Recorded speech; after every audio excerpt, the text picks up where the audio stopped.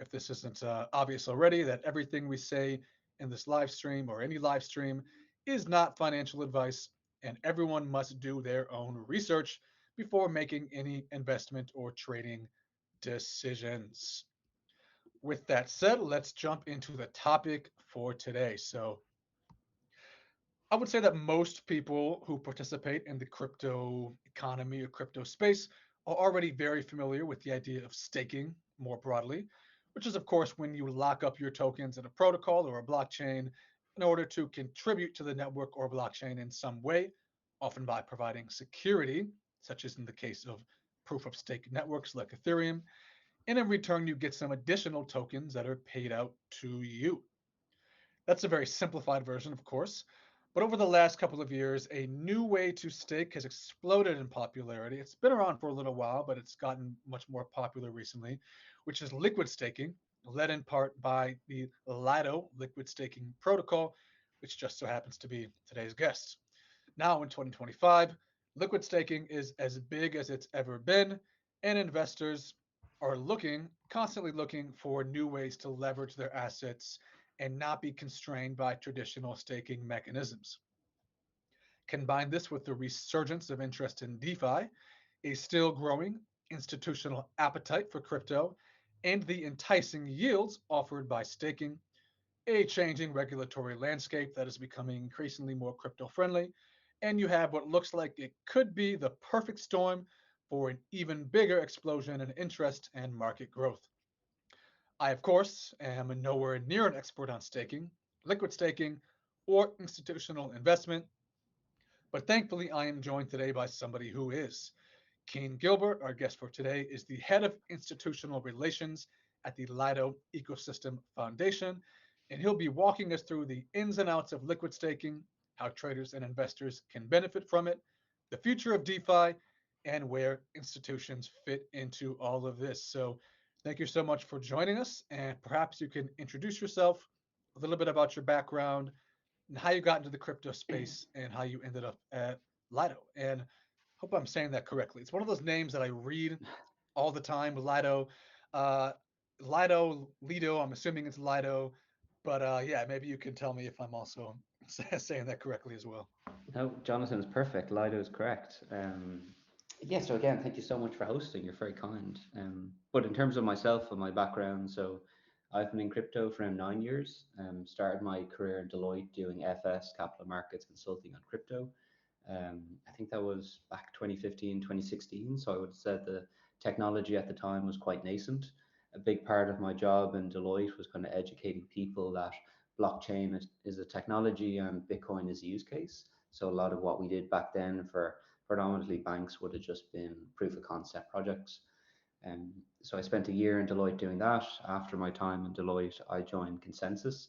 So I was there for around 5.5 years, mainly working on MetaMask Institutional, Infura, staking, tokenization, and a couple of other projects. After my time in Consensus, I joined a small startup for a while doing portfolio and risk management for crypto funds. And now currently I'm at Lido, where I'm head of institutional relations and I lead Lido Institutional. So effectively, our mandate as a team is to help grow institutional adoption of Steth. So by that I mean different crypto funds, asset managers, hedge funds, really anyone who has a significant amount of ETH. So we encourage them to stake it with Lido for the added benefits of liquidity and capital efficiency. And this is obviously quite relevant at the moment, given, for example, what's happening with the withdrawal queue right now. I think it's something in the region of 40 days, and there's definitely a premium right now on liquidity. So it's an exciting time to be talking about Steth and Lido and all the great work the team behind the scenes is doing right now. Yeah, thank you so much for that introduction. Somebody was saying sounds like I sound like AI. I can guarantee you I am not AI, but I will take it, I guess, as a compliment in a way that my voiceover skills have gotten good enough that people think that I'm just a bot talking rather than rather than a human. Um, yeah, so why don't we start with the basic fundamentals? I think a lot of people listening are probably, again, generally familiar with liquid staking, but I'm sure there are people that are not. So can you just give us, high level overview, like what is liquid staking? How does it differ from regular staking? And then where does Lido fit into the picture? Sure. So yeah, if you take a step back and you look at native staking, which is obviously super important for Ethereum in terms of securing the network. So you take your ETH, you lock it away, and as a reward for securing the network, you're given staking rewards in return. The issue for a lot of retail and institutional clients is that you're effectively locking up capital and you're getting a relatively small return in the sense of 3%. So for a lot of retail and institutions, that's not attractive from a capital efficiency perspective. And then, of course, the second big issue with native staking is you're locking up that capital. And when you want to withdraw it, it could take in the region of around 40 days to get your money back. And like everyone probably knows on this call, a lot can happen in one day in crypto, let alone 40 days. And this is effectively where Lido and liquid staking was born. And Lido was really born to, I suppose, drive and address two issues. The first is to drive decentralization for Ethereum and to make sure that Ethereum remains decentralized. And the second was to address the issue of around liquidity and capital efficiency. So effectively, if we were to kind of simplify the process for liquid staking right now, a user would be able to go on the Lido website and stake their ETH through Lido's middleware, and then on the back end, it's distributed across a network of 800 different node operators. And in return for you staking through Lido's middleware, you're given Steth or STETH in return. And you can think of Steth as a certificate of deposit, and that basically represents two things. One, the ETH you just staked, and two, the staking rewards that will be generated. What's really cool about Steth is that you can deploy it into DeFi, use it as collateral in lending markets, or two, you could use it on centralized exchanges and again use it as collateral or borrow against it. So from a capital efficiency point of view, instead of you getting just 3% for staking yields, depending on how creative you want to be or how, I suppose, high up on the risk curve you want to be from maybe a looping perspective, you could generate much higher returns. And in terms of the second point around liquidity, what's quite cool is that you can instantly get out of your position if you want to swap Steth into stables. So again, you don't have to go through that 40 plus day withdrawal queue. The moment you want to get out of your position, you can instantly swap Steth into stables because we have a significant depth of liquidity there. And this debt to liquidity is being discussed quite heavily right now from, say, an ETF perspective, where obviously conversations are really picking up in the US around staking being added to ETFs, and debt to liquidity is one of the big requirements that these asset managers and issuers look at. So you were saying there some of the things that you can do, that you can take your stETH and you can use it as collateral. So let's say that I am a average retail trader. Let's say I'm two average retail traders, and both of them put, I don't know, one ETH, five ETH, something like that, into Lido. They get their stETH.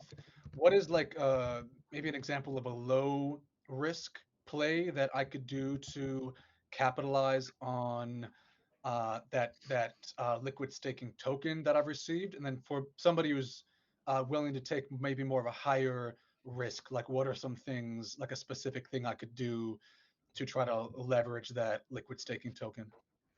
Sure. So I would think the easiest kind of option, if someone wants to just kind of stake their ETH, get stETH, and they want a quick win to maybe get enhanced returns, it would be to go on the Earn tab of Lido. So this is a new product that basically got launched, I think, over a month ago now, where these are effectively Earn vaults, where you can deposit ETH, stETH, wrap stETH into these vaults and generate higher returns.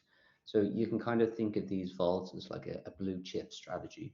So currently at the moment we have two vaults, Lido GGV and then Lido DVV. So the Lido Golden Goose Vault, I think, has a TVL of around 160, 170 million. But the API is enhanced, so it's closer to, I believe, 6%. And then the Lido DVV Vault has a TVL of around 80 million, and then the APR is closer to 5% or 4.5%. So in terms of, if you want to just have a simple approach, simply going on the Lido website, exploring the Earn tab, you'll see two blue chip strategies right there that you can get involved with quite easily. And then on your other point of maybe a more advanced user, I think the most prevalent topic right now for stETH is from a looping perspective. Um, for me personally, it's not something I would do, but it's effectively a case of you stake your ETH, you're given stETH in return. Like I mentioned, you could go to Aave, borrow against your stETH for ETH, and then effectively repeat that process of looping and staking and looping and staking to generate higher returns. So you could potentially loop it, let's say, 7 times, 8 times, and this would allow you to get higher returns. Um, One thing I should say that's really cool about using stETH as collateral for these different types of strategies is that you're using an asset that's always generating an underlying yield of 3% as collateral. So if you were to compare that to, say, using USDC as a stable coin or even unstaked ETH as collateral, you're not generating that underlying 3%. So it's not as efficient from a capital efficiency perspective. Yeah, that. I think that's one of the, what you just said there is one of the selling points of liquid staking, just more broadly, is getting the dual benefits of both the native staking yields. I know like Lida, for example, has a small fee that they take from that, but generally speaking, the benefit of the native staking yields, and then being able to take that asset that you're getting return, that liquid staking token, in the case of Lido, that's stETH, we're talking about Ethereum, and then being able to do other things with it. So you're not just getting the benefit of using a token as collateral, and you're not just getting the benefit of staking, but you're getting the benefit of both staking and being able to leverage an asset in some way to generate more income or yield for yourself. I Yeah, saw exactly. So I want to highlight a question here from Bear Market Bully, who is asking whether market volatility has any impact on liquid staking. Um, I suppose the short answer would be yes.